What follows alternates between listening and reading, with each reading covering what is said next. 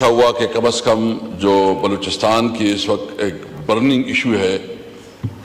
اور جو جعفر ایکسپریس کا جو واقعہ ہوا ہے، سب سے پہلے تو ہم اس کی بھرپور مذمت کرتے ہیں اور ہماری جو شہداء ہیں وہ سویلین ہیں، وہ ہمارے فورسز کے جوان ہیں، ان کے ساتھ دلی ہمدردی کا اظہار کرتے ہیں اور یہ سمجھتے ہیں کہ اتنی بڑے سانحے پہ یہاں ایک دن نہیں، کم از کم تمام پارلیمنٹیرین کو یہ موقع ملنا چاہیے کہ اس کے اوپر بات کرے تاکہ اس مسئلے کی تہ تک پہنچا جا سکے۔ اس موقع پہ ابھی تھوڑی دیر پہلے جو ڈیفنس منسٹر صاحب ہے، ہم توقع کر رہے تھے کہ وہ کوئی بھی بات کرے گا، وہ اس ایشو پہ اپنا جو موقف ہے وہ بتائے گا یا جو واقعات ہے اس کی ڈیٹیل بتائے گا اور پارلیمنٹ کو اعتماد ملے گا، لیکن ان کی دل و دماغ پہ پی ٹی آئی سوار ہے، سوشل میڈیا سوار ہے۔ چاہیے تو یہ تھا کہ آپ آج ایک ماحول بناتے، آپ بات کرتے ایک نیشنل کنسنسس کی، لیکن اس کی بجائے خواجہ صاحب جو ہے نا میں آپ کی تقریر آپ سنا دے، اس پہ کتنی دفعہ انہوں نے بلوچستان کا ذکر کیا اور اس پہ افسوس کا اظہار کیا ہے، اس کو سب کچھ جو ہے نا وہ پی ٹی آئی کے اوپر جو وہ الزام تراشی کرنے پہ تلا ہوا ہے۔ اگر ان کی اندر کوئی بھی اخلاقی جرت ہوتی، اگر کوئی بھی اس کے اندر جو ہے نا ایک کوئی شرم اور حیا ہوتا، آج وہ یہ کہتا کہ میں ریزائن کرتا ہوں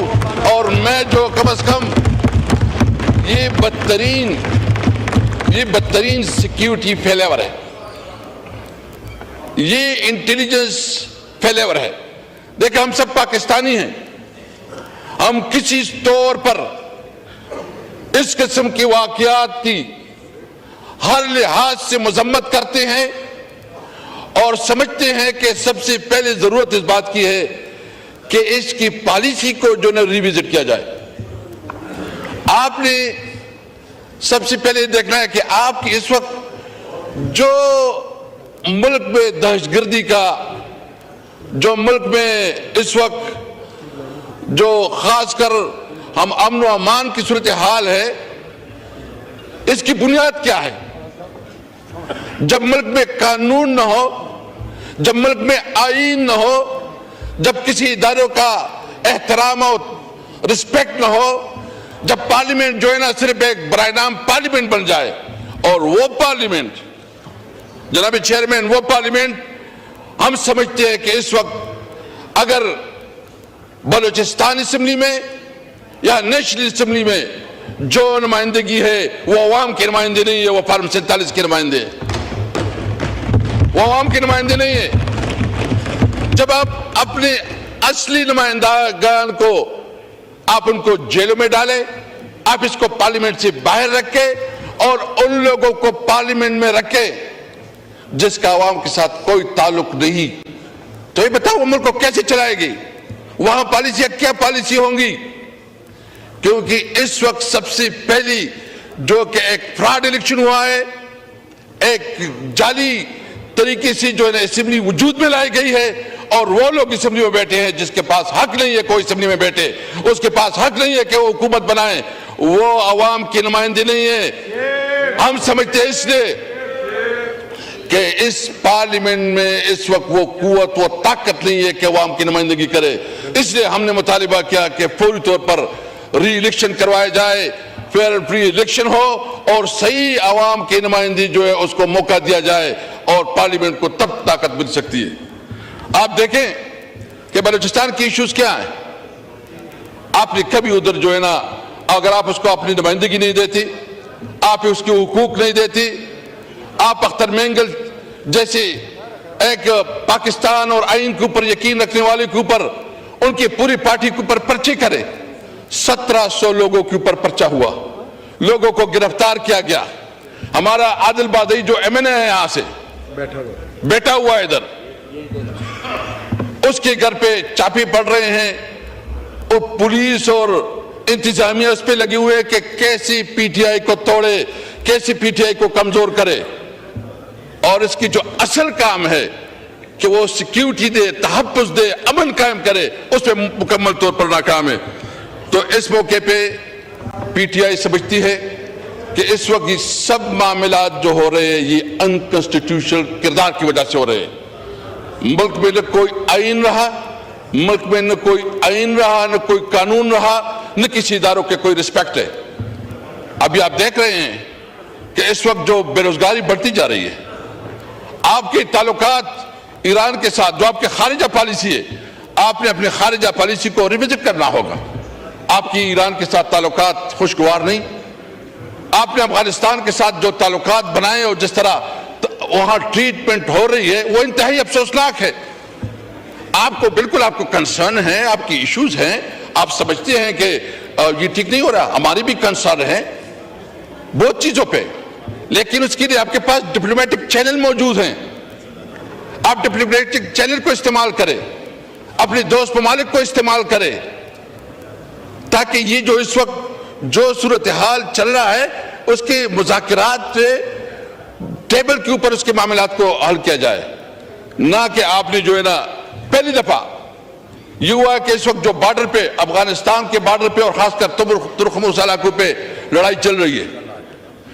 اور وہاں کے جو بزنس مین ہیں، جو ہمارے علاقے کا بزنس ہے، کاروبار ہے، پشاور کا تصالہ زیادہ سے زیادہ دار جو ہے نا وہ افغانستان کے اوپر ہے، ادھر سے زیادہ ہمارا کاروبار ہوتا ہے، ہمارا زیادہ رابطہ جو یہ ایک تاریخی طور پر یہ روٹ، یہ تو Samarkand, Bukhara, central Asian countries, Russian state, یہ یہاں تجارت کے لیے آتی تھی اور ہماری اکانومیز پہ چلتی تھی۔ ہم نے اپنے دور میں یہ کوشش کی کہ پاک افغان ٹرانزٹ ٹریڈ کے اندر ایک شک اضافہ کیا، جس میں ہم نے یہ طے کیا کہ ہمارے ٹرانسپورٹ جو ہے نا وہ سینٹرل ایشیا تک جائے گا اور رشین سٹیٹ تک جائے گی، اور اس وقت آپ دیکھیں کہ ہمارے ایکسپورٹ کتنے بڑے، اس وقت ہمارے ایکسپورٹ تقریباً 1.7 بلین تک پہنچے۔ اس وقت ہماری جو ایران کے ساتھ تقریباً $1 بلین اور رشین سٹیٹ اور سینٹرل ایشیا کے ساتھ یہ مل ملا کے تقریباً $5 بلین بنتے ہیں۔ آج وہ کاروبار بند ہے۔ اس کے مسائل کیا آ رہے ہیں؟ بے روزگاری بڑھ رہی ہے،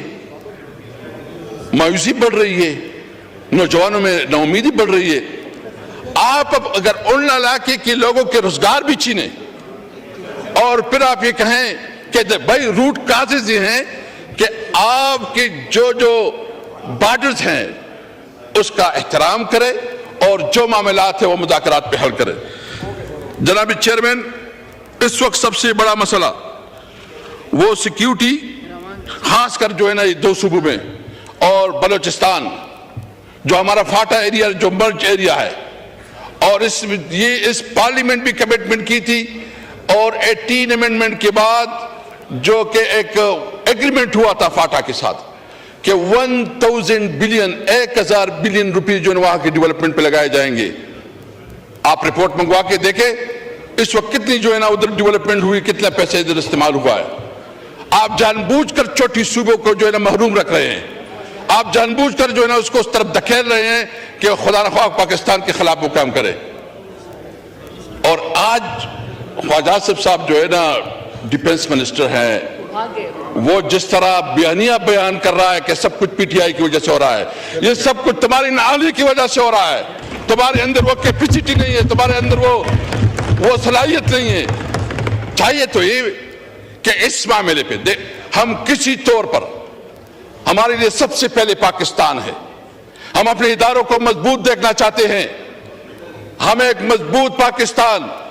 ہم سمجھتے ہیں کہ پارلیمنٹ سب سے مضبوط ادارہ ہونا چاہیے، اور وہ پارلیمنٹ جو کہ حقیقی عوام کا نمائندہ پارلیمنٹ ہو اور سارے فیصلوں کا اختیار اس کے پاس ہو۔ ہم سمجھتے ہیں کہ عدلیہ، جب تک عدلیہ انصاف نہیں فراہم کرے گی، جب تک عدلیہ کو جو جس طرح کمپرومائز کیا گیا اور 26ویں آئینی ترمیم کی آڑ میں جس طرح عدلیہ کے اوپر اٹیک کیا گیا اور اس کو مینیج کیا گیا، وہ قابل مذمت ہے۔ ہم سمجھتے ہیں کہ جب تک عدلیہ مضبوط نہیں ہوگی، آزاد نہیں ہوگی، انڈیپینڈنٹ نہیں ہوگی، تب تک یہ ملک آگے نہیں بڑھے گا. آپ نے اپنی عدالتی نظام کو مزید مضبوط کرنا ہے. آپ دیکھ رہے ہیں کہ اس وقت ہمارا جتنی بھی ادارے ہیں وہ اس کام میں لگے ہوئے ہیں جو اس کا کام نہیں ہے. تمام اداروں کو اپنے آئینی حدود کے اندر رہتے ہوئے اپنا کام کرنا چاہیے. آج اگر یہ انٹیلیجنس فیلیور اس لیے ہے کہ ان کا کام زیادہ سے زیادہ یہ ہے کہ وہ ایک پولیٹیکل پارٹی کو ملائن کرنے کے لیے, توڑنے کے لیے, اس کو کمزور کرنے کے لیے لگے ہوئے ہیں. ہم سمجھتے ہیں کہ اس وقت ضرورت اس بات کی ہے, حکومت کی ذمہ داری تھی کہ وہ آج بتاتے, آج وہ ایک روڈ میپ دیتے, وہ بتاتے کہ ہم اس سچویشن سے کیسے نکلیں گے. بلاول صاحب نے بات کی. میں گزشتہ دنوں آپ کے شہر کراچی گیا تھا اور پھر حیدرآباد کا بھی وزٹ کیا, لیکن بہت افسوس ہوا وہ کراچی جو روشنیوں کا شہر ہے, جس کی ٹوٹی پھوٹی سڑکیں, جتنا بدحال ٹرانسپورٹ کا نظام, جتنا میں نے ادھر دیکھا مجھے بہت افسوس ہوا. اور میرے خیال میں پیپل پارٹی وہاں سے گزشتہ 15-20 سال سے حکومت میں, 15-20 سال سے حکومت میں. میں حیدرآباد گیا, ادھر بھی کوئی میں نے دودھ کی نہریں بہتی ہوئی نہیں دیکھی. جو سندھ میں گیا, سندھ میں ایسا حال ہے کہ شاید یہاں تو کوئی حکومت ہی نہیں ہے, وہاں کوئی پرسان حال نہیں ہے. بلاول صاحب کو ہماری بات بھی سننی چاہیے تھی کہ جو آپ کا علاقہ ہے اس کی حالت یہ ہے کہ وہاں جو سندھ اور خاص کر کراچی, باقی تو چھوڑو, کراچی کا جو حال ہے, یعنی کراچی کی روڈیں, کراچی کا پورا انفراسٹرکچر تباہ برباد. کراچی روشنیوں کا شہر ہے, اس کو جو اس کا حق ہے اس کا حق نہیں ملا. اور جو اس وقت یہ بات کر رہے ہیں کہ قیدی نمبر 804, قیدی نمبر 804 کی بات ہم ضرور کریں گے, ہر وقت کریں گے, ہر موقع پہ کریں گے, اور کیوں نہ کریں. آپ نے قیدی نمبر 804 عمران خان کو آپ نے ناجائز طور پر جیل میں رکھا, اس کے خلاف ناجائز پرچے کاٹے اور غیر قانونی طور پر اس کے خلاف پروسیڈنگ ہو رہی ہے, اور جو فیصلے ہو رہے ہیں وہ کہیں اور سے ہو رہے ہیں, ادھر امپلیمنٹ ہو رہے ہیں. یعنی ملک میں اس ملک کا وزیر اعظم رہا ہے, اس ملک کے لیے سب سے بڑا انہوں نے ورلڈ کپ جیتا, بہت بڑی عزت دی, اس ملک کے لیے شوکت خانم اسپتال بنایا, وہ ایک سیلیبریٹی ہے. اس وقت پاکستان کی سب سے بڑی, پاکستان کی تاریخ کا سب سے بڑا نام, سب سے بڑا کردار اور ایک تاریخی کردار جو نام عمران خان ہے. آئیں, اگر آپ کو اتنا زحم ہے تو ہم سمجھتے ہیں کہ ایک لیول فلینگ فیلڈ دے, الیکشن کروائیں, اور آپ سب جتنی بھی ہیں جس وقت حکومت میں بیٹھے, ایک آپ ٹکٹ پہ, آپ ایک ہی نشان پہ الیکشن لڑے. پی ٹی آئی انشاءاللہ عام ورکروں سے آپ کا مقابلہ کرے گا, آپ کو دکھائے گا کہ آپ کی کیا پوزیشن بنتی ہے. آپ کو پتا ہے کہ آپ کے عوام کے ساتھ کیا لینا. ایک کہتے ہیں مہنگائی ختم ہو گئی. آئے نا, چلتے ہیں بازار میں, دیکھتے ہیں کہ کیا پوزیشن ہے. آج روزہ بازار میں دیکھیں کیا پوزیشن ہے, لاہور میں دیکھیں, آپ کراچی میں دیکھیں, پتہ چل جائے گا.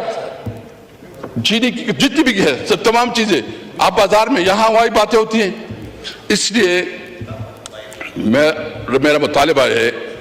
کہ سب سے پہلے اس قسم کی صورتحال کے لیے ضرورت اس بات کی ہے کہ نیشنل کانسٹیٹیوشن بنائی جاتی, نیشنل ایکشن پلان کے اوپر عمل کرایا جاتا, اور جو ادارے اس وقت سیاست میں ملوث ہیں وہ اپنے کردار پہ توجہ دے, اپنے کردار سے.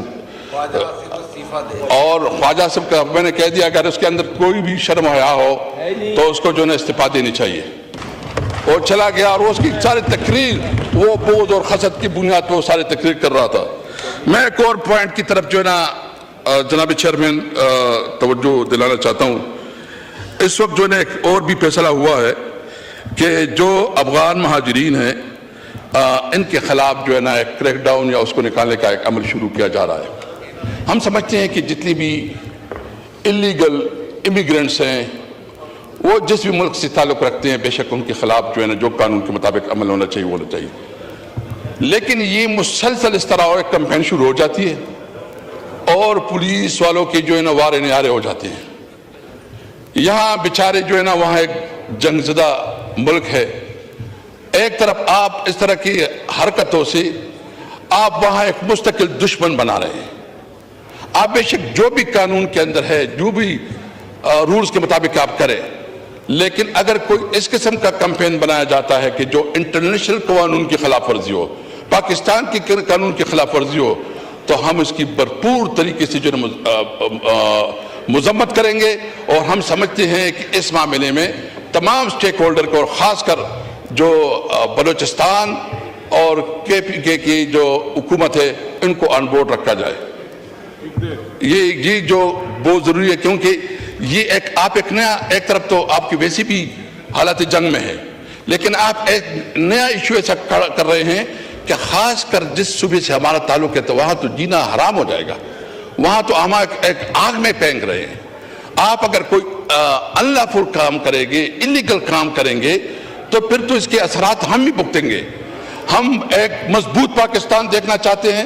ہم پاکستان مضبوط ادارے دیکھنا چاہتے ہیں. ہم سمجھتے ہیں کہ آئین کے اندر رہتے ہوئے جس اداروں کا جو کردار ہے اس کو اپنا کردار ادا کرنا چاہیے، اور اس کو جو اس کا حق ہے، جو اس کی لمیٹیشن ہے، وہ اپنی لمیٹیشن کے اندر رہتے ہوئے اپنا کردار ادا کرے. میں صرف اتنا کہوں گا آخر میں کہ جو ہمارے خارجہ پالیسی، خاص کر جو بارڈرز کے ساتھ ہمارے تعلقات ہیں، ضرورت اس بات کی ہے کہ اس کو ریوزٹ کیا جائے.